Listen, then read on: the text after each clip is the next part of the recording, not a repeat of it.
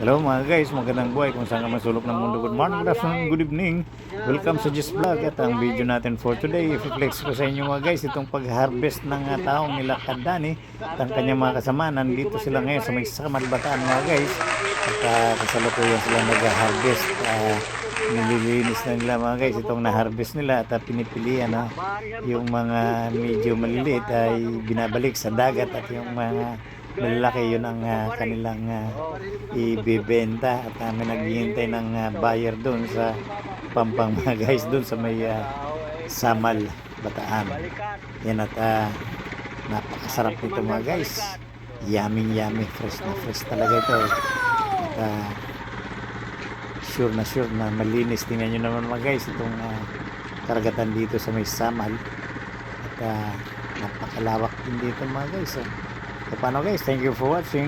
Follow for more. God bless.